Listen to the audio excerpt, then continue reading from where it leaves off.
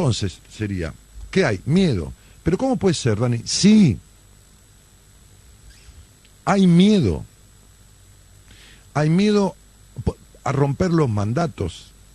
Hay miedo a soltar lo que uno siente muy, muy inconscientemente, tiene muy grabado que debe cumplir a rajatabla. Hay miedo a eso. Este es el punto.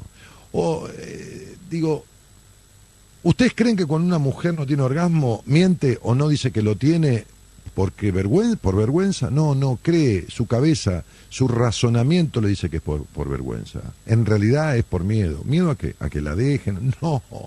Miedo a que se lo solucionen. Miedo a que se lo solucionen. Porque definitivamente, si se lo solucionan, quebrantaría el mandato por el cual no tiene orgasmo. Ese es el miedo.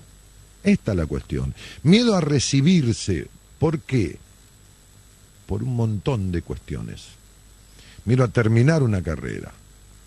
Por enfrentar el mundo, porque esto, porque lo otro, porque no tuvo, porque el mandato es ese, ¿no? Un mandato que subyace desde el lugar de no concretar o no ser lo suficientemente capaz o haber sido sobreprotegido y tener miedo a enfrentar el mundo. Entonces, miedo, miedo, miedo y más miedo. Siempre el miedo aquel, el miedo infantil, el miedo del niño, el miedo de la niña. Esa es la cuestión. Tantos tipos que tienen problemas, tantos hombres que tienen problemas, ¿no? También haciendo una cosa equitativa con la sexualidad. Por su eyaculación precoz, por su falta de erección, por estas cuestiones, ¿no? Y no consultan porque esto es por vergüenza. No, ¿qué va a ser por vergüenza? La vergüenza es el reparo que les sirve para justificar la no consulta. Es por miedo. Es por miedo a solucionarlo. Sí, pero ¿cómo? Sí, es por miedo a solucionarlo. ¿Por qué el ataque de pánico? Porque por miedo, es preferible un ataque de pánico o una fobia que el resolver el conflicto y hacer el cambio que se debe hacer. ¿Por qué la depresión? Y porque hay miedo a resolver lo que hay que resolver y entonces quedándose así cumple y se queda con la bronca que tiene y con los enojos y con todo lo demás. Este es el punto. ¿Por qué el miedo a perdonar verdaderamente o aceptar al otro, a verlo desde otro lugar y no justificar lo que hizo, sino entender que forma parte de uno y que uno debe soltar? Porque si termina el rencor, termina la unión con el otro. El rencor y el odio es un sentimiento que sirve para unirse a la otra persona cuando no se puede unir uno por amor. Y uno no quiere soltarlo al otro, lo quiere tener de cualquier manera. Hay personas que querrían tener al otro de cualquier manera, a costa incluso del no deseo del otro de estar. De cualquier manera. Por eso ridículamente van a una bruja para que les dé un conjuro. Esto que dice, unión de parejas, qué sé yo, ¿no? Y entonces te da una fórmula así, bañate con, qué sé yo, con vinagre, echate un poco de romero, comprá cola de dragón, cabeza de ratón y qué sé yo, qué carajo, ¿no? Y tomátelo todo y andá al baño, ¿no? Porque entonces sería el otro dice no quiero saber más nada, ¿no? Pero no, quiere que alguien haga una brujería para traerlo. Si el otro le dijo que no, ¿qué es esta locura, no? Bien. Este temor a aceptar la realidad, ¿no? Siempre miedo y más miedo, y la gente muere de miedo.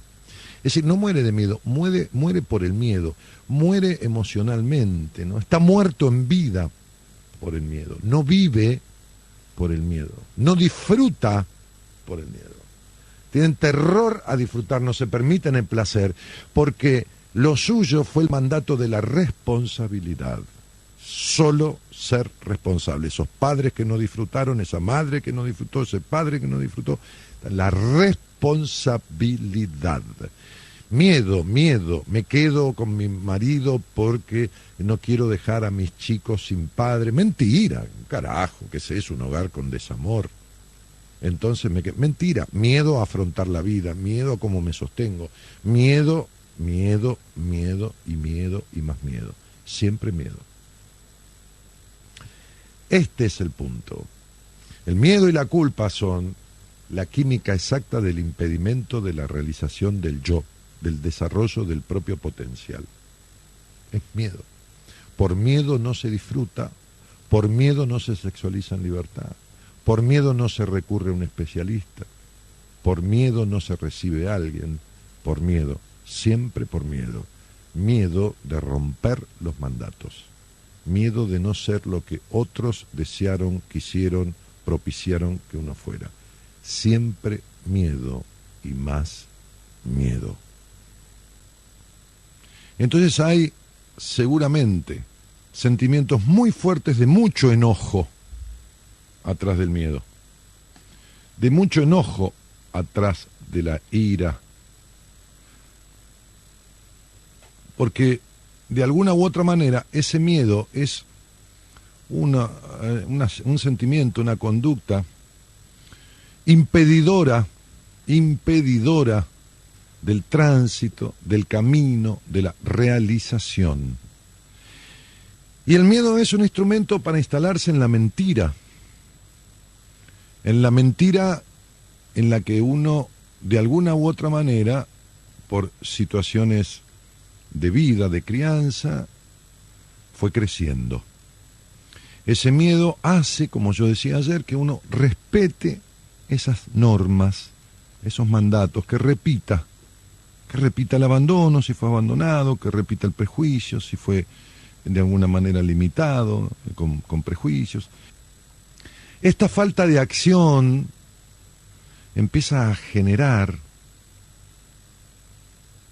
enojo, empieza a generar ira y termina por generar odio. Odio que depositamos en los demás, pero que en realidad es un odio y un enojo muy fuerte con nosotros mismos. La sensación de que es contra alguien, o contra otro, o contra varios, o contra todos, pero que en realidad es contra uno mismo, porque uno está atado, encadenado a esta cuestión del impedirse de ser uno mismo. Por esas ataduras que ya no existen de verdad, no existe quien impida, pero se siguen respetando a ultranza, de una manera traumática. ¿Por qué traumática? Porque un conflicto de vida, un conflicto a repetición, termina transformándose en un trauma. Un conflicto instalado en alguna oportunidad de la vida, cuando se repite, cuando su efecto perdura y obra como impedidor de la realización de uno mismo, se convierte en un trauma, o sea, un conflicto traumático. Y entonces sería, uno está como encadenado a esa historia, aunque ya no haya cadenas. Uno vivió sujeto y de alguna u otra manera dependiente. Uno creció de una u otra forma, creció como digo siempre, con un lenguaje verbal, que es el idioma en que se hablaba y se esbozaban palabras. El niño, así como toma el lenguaje, las expresiones, los modos, los modismos del lugar donde nació, también toma la forma de vincularse. De la misma manera, y esto tenemos que entenderlo,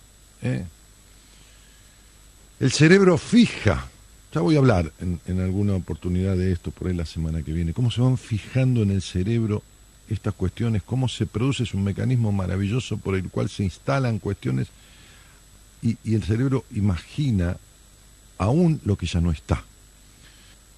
Esto hay que comprenderlo.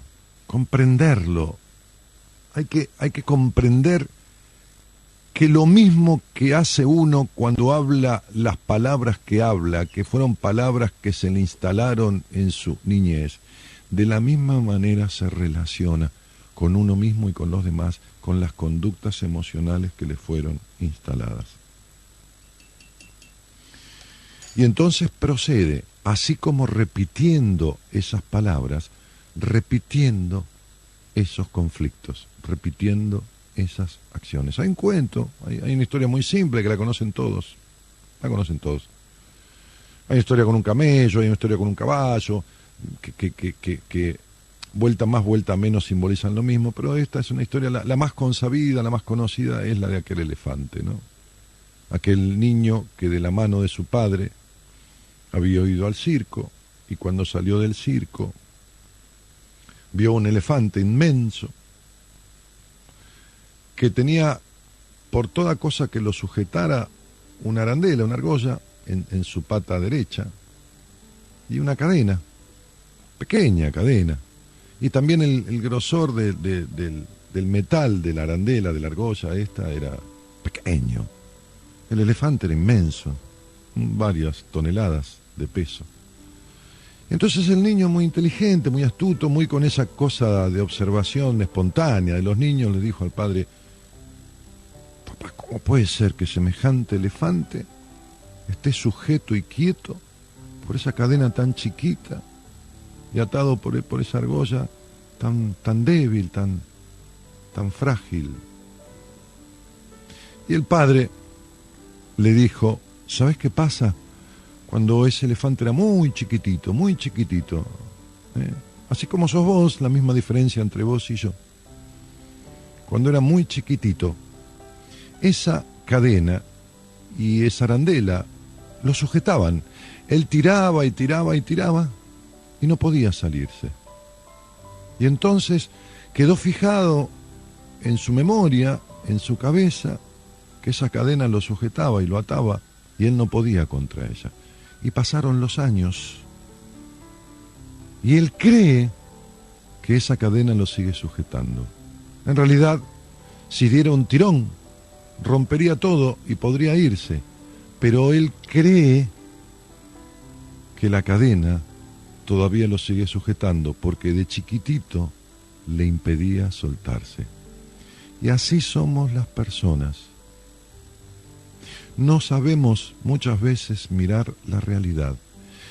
No nos damos cuenta de que lo que nos sujetaba de chico, lo que nos impedía, lo que nos conflictuó, lo que nos traumó, ya no existe. Que podemos dar un tirón y elegir libremente. Pero ¿qué sucede? Seguimos creyendo que lo que nos impedía nos sigue impidiendo de la misma manera. Así somos, como ese elefante grandote que seguía pensando como un chiquito.